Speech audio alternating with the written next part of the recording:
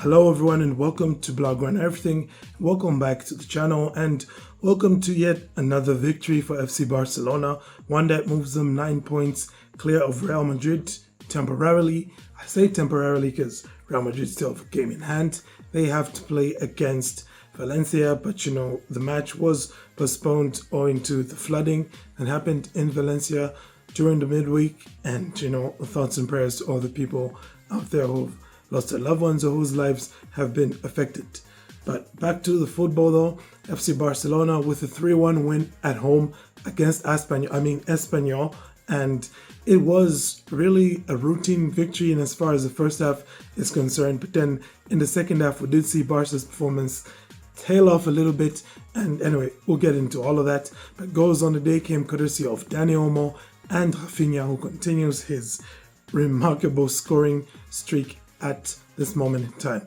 So what we're going to do with this match review, like we usually do, is I'll take you through the negatives and positives from the performance for giving you my team ratings and manager rating, and of course picking the man of the match. So if this is your first time tuning in here, welcome. This is how we do everything here.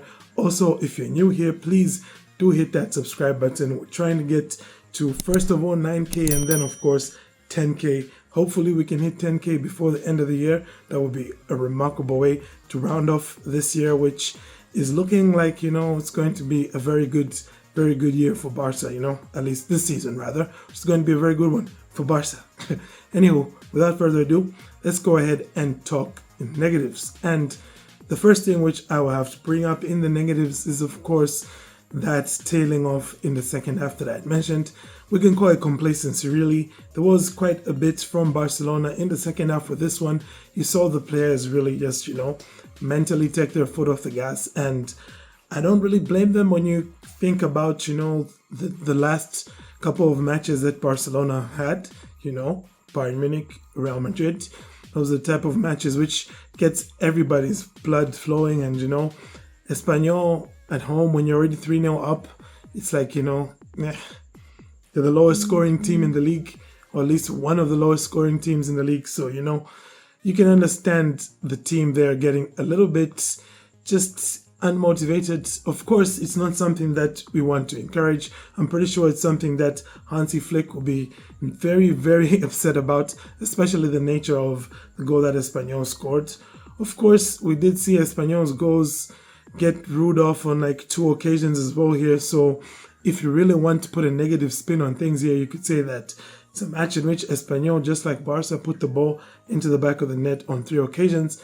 But much like Hansi pointed out after the victory at the Bernabeu, sometimes when the player is offside and the play is allowed to continue, it ends up all looking more dangerous than it actually is. But at the end of the day, the player is offside, so you should just disregard everything that happened afterwards.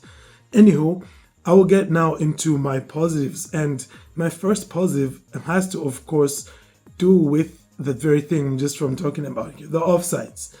Listen, put some respect on Barca's high line and offside trap.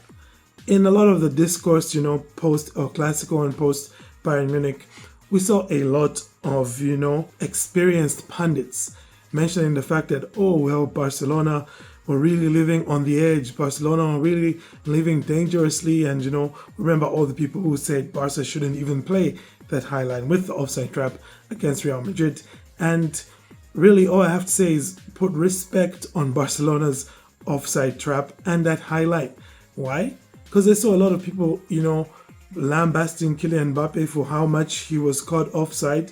It was very much common to hear things like, why can't somebody with Mbappe's experience stay onside? But they forget that even prior to that Real Madrid match, Barcelona's defense had caught somebody offside on at least 60 or so occasions.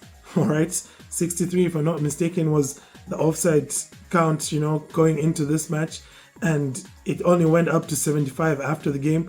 And the thing isn't that Kylian Mbappe does not know how to stay onside. Kylian Mbappe is a professional, can't say no. It's because Barcelona's high line and offside trap are very well drilled.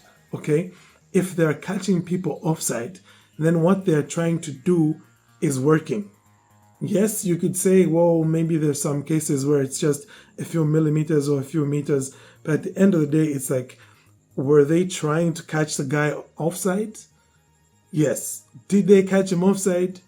Yes. Then their plan is working. They are doing what they're supposed to do. So, put more respect on Barca's high line and offside trap, because it's not a coincidence. It's not that these players, these attackers are stupid, okay? It's not like they suck. It's because it's a darn good offside trap and it's a very well drilled high line of defense. So please, going forward.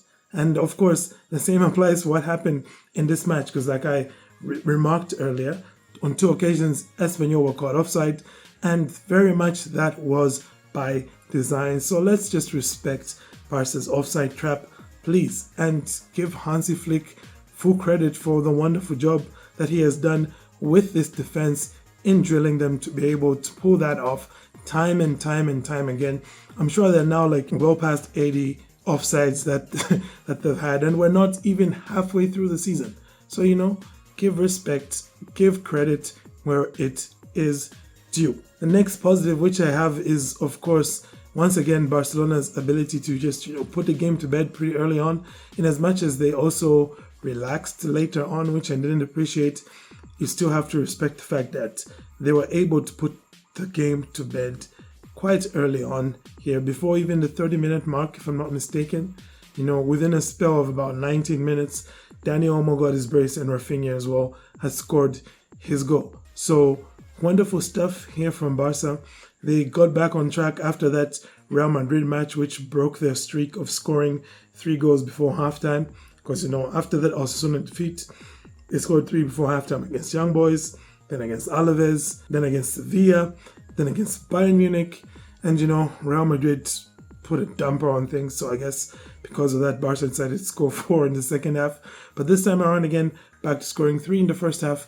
And it's good to get this done early on, because it means, you can have a bit more left in the gas tank later on. The players can conserve their energy.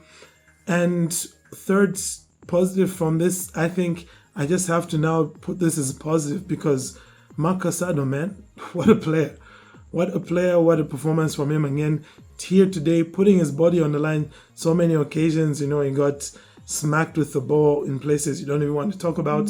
And he still got up and was there to block the next shot. So, full credit to him. And of course, yet another lovely assist from him, another line-breaking pass into a forward, very much like the assist he got against Real Madrid, or the one he got against Girona. So, congrats to him, 3 assists in La Liga, plus 1 in the Champions League. And he just seems to be going from strength to strength. And I honestly do not see how this kid gets benched, or how he loses his starting spot, if not through injury. Alrighty, let's go ahead now and talk the team rating. And as you know, I give a collective rating. I don't do the individuals, going one by one, saying this player, 8 out of 10, that player, whatever. I give a collective rating because I believe that the team wins and loses as a collective. So as a collective, I'm giving them a 7 out of 10 for this performance here, just simply because of how much they took their foot off the gas in the second half, and how Espanyol eventually punished them for that, with that 1 goal that they scored. And, it could have been better.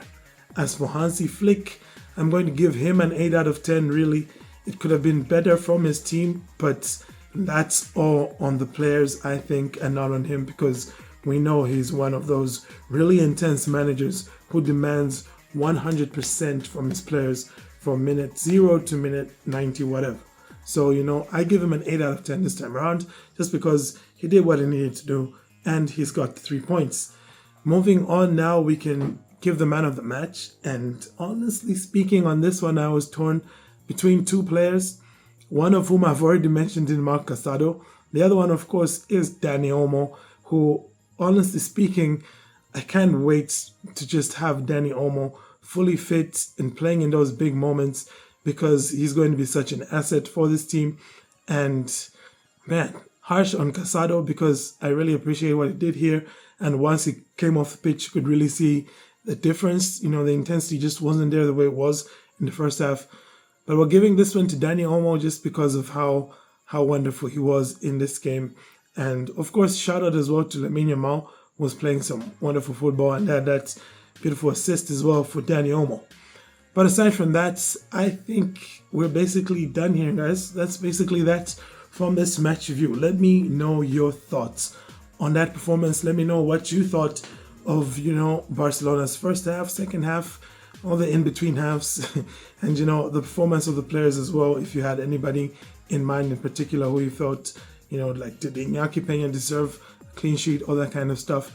Let me know in the comments. But aside from that, I thank you all for tuning in. Don't forget to hit like and subscribe. And thank you for tuning in, and Forza Barça.